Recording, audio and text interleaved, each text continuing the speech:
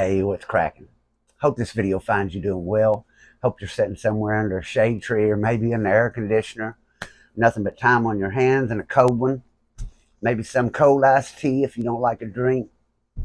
Hope that everything today is going your way. But if it isn't, you're having a rough day, then hell, I hope by the end of this video you realize things are going more your way than you really thought they were. I want to thank you for clicking on the video today. My name is Ricky Dye, if you've never watched one before, and I went to prison for murder in Oklahoma when I was 15 years old. I was there for 20 years, 5 months, and 29 days before I came home. And I was in all the roughest places. I don't expect anyone to feel sorry for me. I don't want anyone to feel sorry for me. I deserve the punishment that I got. Probably deserved worse. But I can't do anything to change my past, but what I can do is share my experience.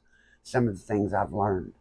For what I did to go to prison, I probably never deserved to get another chance to be free. But since I am free, I'm going to make it count. I'm not going to make another mistake. I'm not going to let my mother down or the people who love me, my wife, people who have invested in me. I'm going to be sure that I don't let them down by doing those things again. And I'm also going to try to reach out, share what I went through in hopes that maybe it'll save some other young person from doing what I did. So if you're down with that, you might want to start my videos from the beginning, because that's where I started, when I was 15 years old, and what led to me doing what I did to go to prison. What it was like to be certified as an adult and sent to prison with grown men. And I talk about some things I've learned along the way. I suffer from mental anguish, mental problems. I have post-traumatic stress and bipolar. And so I talk about some of those things and what it's like to go through that and ways that I've found to cope with it and still be happy every day, no matter what's going on in your life. So I won't sit here and tell you I'm happy all the time. I'm too honest in my videos for you to believe anything like that, because I share when I'm sometimes not having a good day as well. But you'll enjoy the videos best if you'll start at the beginning and watch them through, because they're like a series. And that way you're not catching it in the middle of the story. Because today I'm jumping right back into my story at Holdenville. The guys of you who have been watching, you've watched all the videos, or the last several in particular, you know that right now I'm at Holdenville. And once again, I'm smuggling stuff into the prison. I've got Shelly coming to see me. I thought she was my wife at one time, but we realized we're not husband and wife. I won't go into that here because I've went to it in other videos. But she's coming to see me, and she's bringing someone with her, and this is a can't say the name. I swore I would never say his name, but he's going in the men's bathroom, and we're getting greedy, man. Instead of sticking one manila envelope full of drugs up in there and tobacco or whatever I'm sneaking in, we're going with 2 manila envelopes full now. So the main thing that I get in every time I go to visit is 1 manila envelope will be completely full of tobacco. You could get 3 cans of top in 1 manila envelope if you squash it all real good. And there's 8 pouches of top in 1 can. So 3 cans, 8 pouches in each can. That's 24 pouches. Each pouch is worth $100. But if you have someone send $200 to my house, I'll give you 3. So you can get an extra pouch if you're sending me money to my family. So every weekend I'm getting 24 pouches of top. On the other envelope, I was getting a roll of snuff, cans of dip, 10 cans of dip in a roll, 10 of them. And those were $50 a can. So I was getting $2,400 worth of tobacco, $500 worth of dip off the top. I'm getting that no matter what. Usually I'm going to have some dip in there. I was getting white strips for my teeth. I had some nice toothbrushes. I had a lock blade. I had a cell phone. And started off with all the tobacco, and I went around to every unit on the yard. So I want to give a shout out to Shadow Harshaw. He's a guard at John Lilly down there in Bowley. He's a guard. He's been a guard for years. Me and him met at Fire Lake just yesterday or the day before. My memory is terrible. I'm sorry. I think it was yesterday. Yeah, yesterday afternoon. He came all the way to Fire Lake Grand Casino and saw me. He was going to buy me dinner, but I had already eaten over at my mom's house, and I was kind of in a rush to get over there and meet him. So we sat there at the grill in the Grand, and we chopped it up. And I've been trying to get it in my head Holdenville and Cushing, they're both the same. And I'm trying to get you a picture of what it's like to be on that yard. And you're in this big ass fucking day room, man. And I'm thinking there's 48 cells in there. That's 96 people in every day room. And then there's 2 day rooms on each unit. But that's still only 800 people. They hold more people. So how is that? So I asked him, and I was wrong. It's 126 people in each day room. There's 126 people in every day room. So I stayed right there on the first door outside of the kitchen. Boom, right there on A unit, A South. So on that day room alone, you've got 126 people in this day room. So you come in there carrying your mat, take you up to one of these cells. You look at a shitload of cells, 126 people. So how many cells is that? 126 divided by 2 is 62, right? So is that right? Yeah, that's right. 62 cells. So that's going to be how many? I split that again. 31 cells on top, 31 cells on the bottom. And so you walk in this day room, and that's how many? 31 on top, 31 on the bottom. That is a shitload of cells, dude.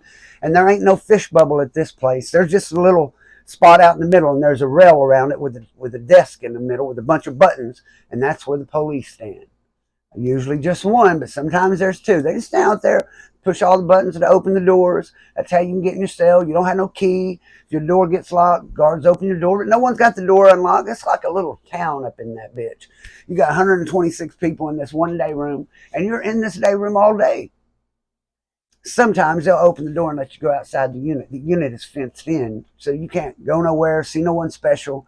They might let you out with the day room next door, so that you can go out there and talk to them on your little yard by the unit. Or on certain days, Tuesday and Thursday was the days for my unit, they would let us go to the gym for a couple hours. But other than that, you're locked in that day room except for chow time. And then they'll call you out for chow. You go eat, you get your shit, you hit the pill line, and you come right back. If you have any meds to get, you'll get them as soon as you get done eating. And you got all kinds of soap operas going on in this motherfucker, man.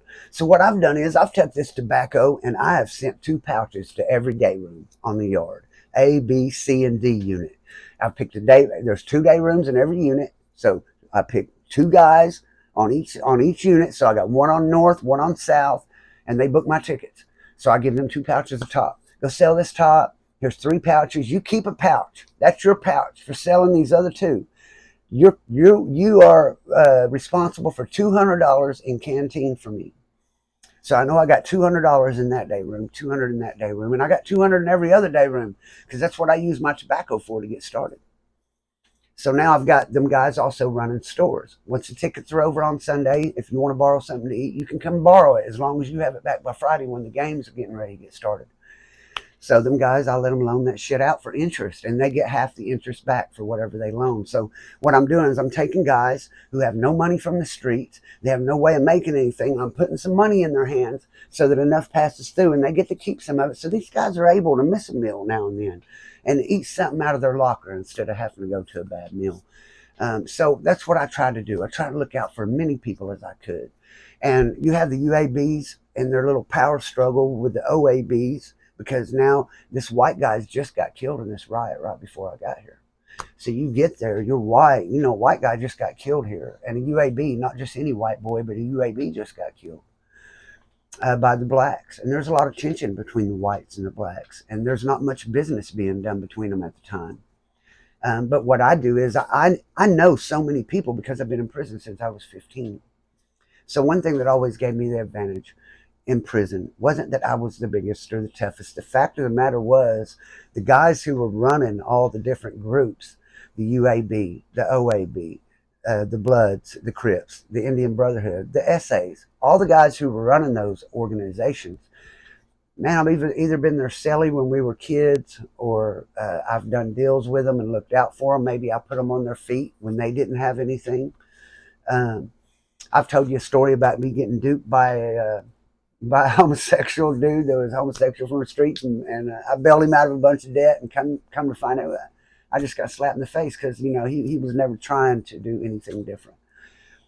But one thing I did during this time was there was a young guy in there, and this is the time that the deal was going on with Sean, and those two Irish mob guys, they've got him pulled up, and they're telling him, yeah, we're going to patch you out, and he's thinking everything he's doing is for the organization, but they never intend on letting him in the organization.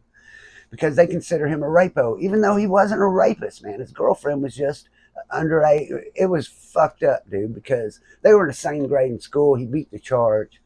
These guys are still holding it against him, and he was really a good kid. Well, while that was going on, there was another kid who had went around and gotten a bunch of debt, and everyone was going to beat him up. You know, they were all about to get him, and I pulled him up and found out what was going on, and he just had some problem with his money, and his mom was in the hospital, and I went and paid all them people off for that guy and let him pay me out. And I did that a lot of times because I knew what it felt like to be in a wreck as a young man in prison.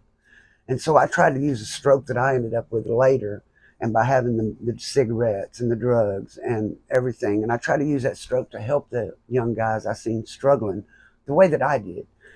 And that earned me a good reputation as well. But during that time, I decided I would go on into what happened to those Irish guys. So those Irish guys,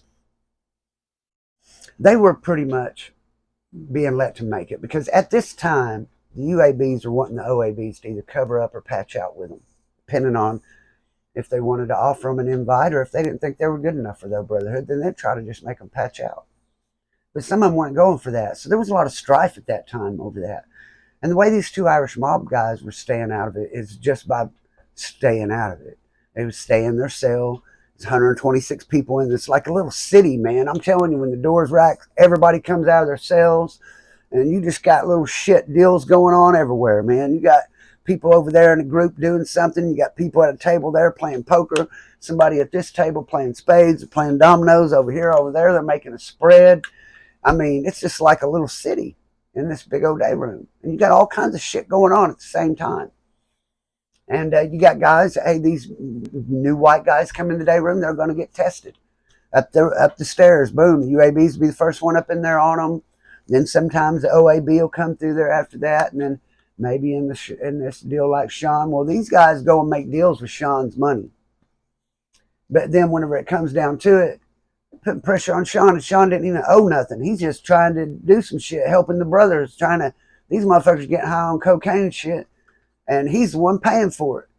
And then they want to beat him up because he don't send $1,500 to do another deal they want done, because he don't trust them, probably is why he doesn't.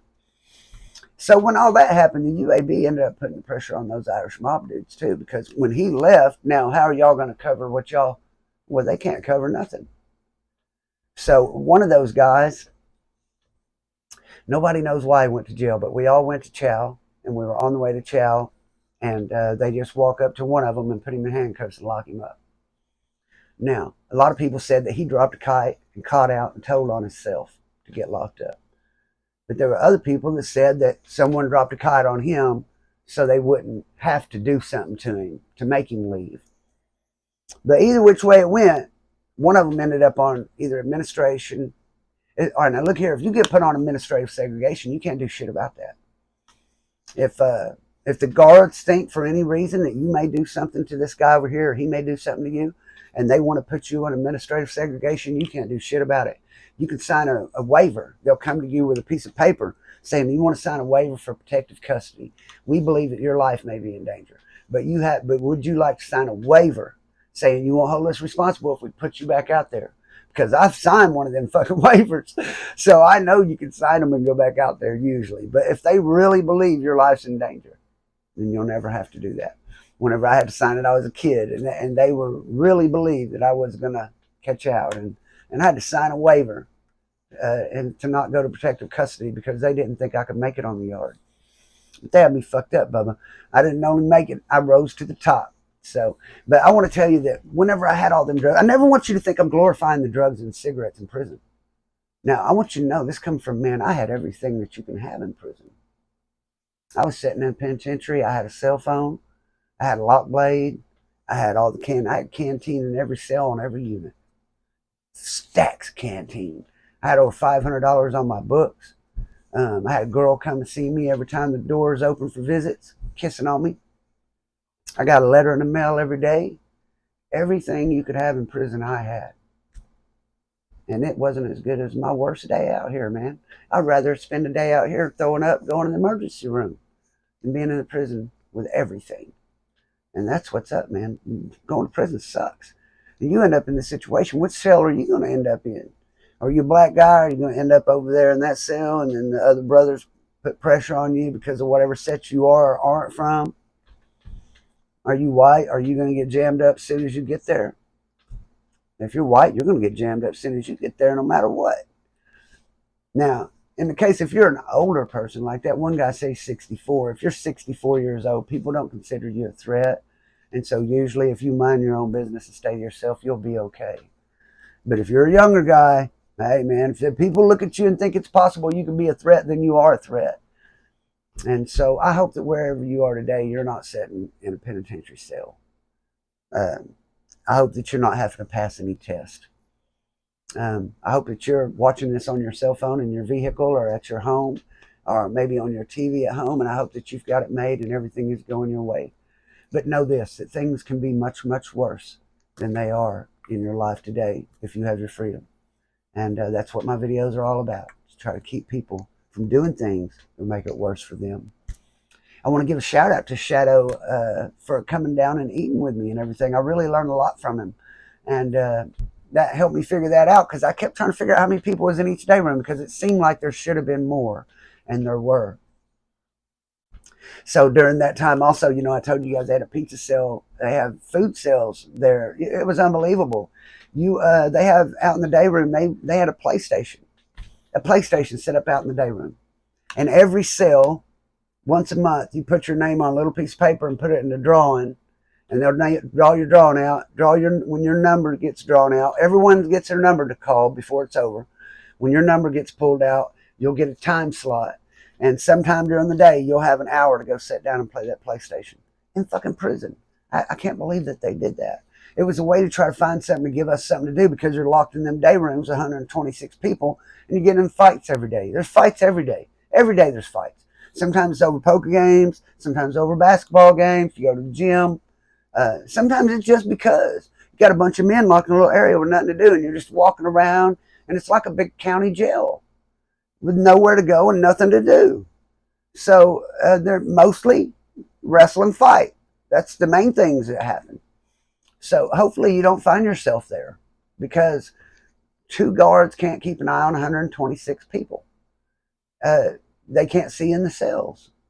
So all you got to do if you want to get someone is just go in a cell. You can go over there and tell the guard, hey, tell one of your buddies, go talk to the guard a minute, and then you just go in the cell and thump the shit out of them. The guards don't find out until it's over, man. They find out when you need to go to medical. That's when the guards find out what's happening. And people got knives. People got shanks. Someone just got fucking killed. So it's a hell of an environment to be in. This one kid, he thought he wasn't going to get no money. And so he told a guy that he would order his pizza. You know, everybody could buy up to $50 worth of pizza. Well, this kid thought his family was going to send him some money. He wanted to buy some pizza. His family said they weren't going to be able to send it until after the 1st. And the food sale was going to be over. So this other guy says, let me send you $20 to your books, and you draw down pizza for me, and I'll give you some canteen when the pizza comes. So he agreed to it. But then his mom borrowed the money and sent the $50 for him, and he was going to have the money to buy his $50 worth of pizza. So he's trying to give this guy his $20 back. But this guy's being a dick, and he ain't going to give it back. And they're about to get into it over it, and the kid is really shook up. But this guy, he's pressure on him. He's really... So I step into it, and I gave the guy, hey man, look here, I got pizza coming from everybody. I'll take care of it. What pizzas you want? Leave the kid shit alone. Give us $20 back. You know, so I was always doing shit like that. Try to keep the peace with everyone. And when you got all the cigarettes, you have all the power, and you're able to kind of somewhat call shots that what's going on around you. If you have all that tobacco, so people don't want to come try to take it from you. For one thing, I'm going to fight. I'm going to fight hard in a motherfucker. I got a knife, and I let everyone know I got a knife. And I've showed it to a couple people so that people will know. If you run into me, I'm going to have a lock blade. And people know I've got a phone on the unit. But I've got them hid in the middle of loaves of bread, and I've got this old man holding them. So they're right on the unit with me, but they're not in my cell.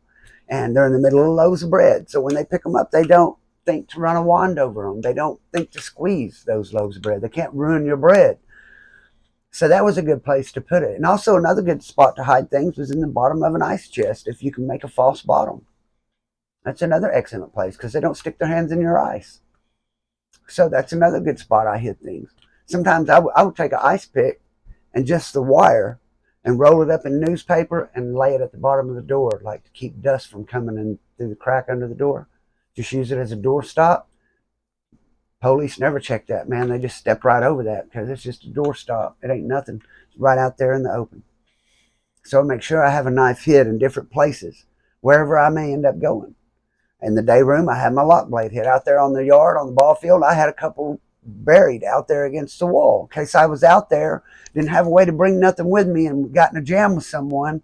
If I was in the gym or out on the ball field, I'd be able to run outside and grab my knives because you never know when you're going to need them. Hope you're not having to go to prison. Hope you never do. Hope you don't do anything that could land you there. But there's a lot of things that can land you there. Getting drunk and get behind a car. You could be in the wrong in an accident, in a car accident. You could lose your cool. You could get caught with a little bit of drugs in your car that you don't have a prescription for and go to some place that ain't shit. But you could end up getting in trouble and ending up in one of these places. So try not to do what it is that leads you down that road to begin with. And that's the video for today. I want to give a shout out to the riders and the dyers. The riders who ride till the wheels fall off, and the dyers keep riding even when they do. I want to give a shout out to those guys. I want to give a shout out to a Shadow one more time. If you're down around Idabel, hit up old John Doe, Plum Dumb Stories down there. His link's in the description, and he'll hook you up if you're in that area. Dead on Arrival Pest Control, DOA. If you need some help with that, holler at Dustin Lackey. He's the owner. He'll give you a good deal. Come wipe that shit out. If you need any kind of construction done anywhere in the United States of America, you call Mid-America Construction. Doesn't matter what kind. And you ask for Ben Seaborn. And one of the best men I've ever known will be the one you're doing business with. So until then, man, I hope may God bless, keep and protect each and every single one of you. And I hope to see you in the next video. Peace out.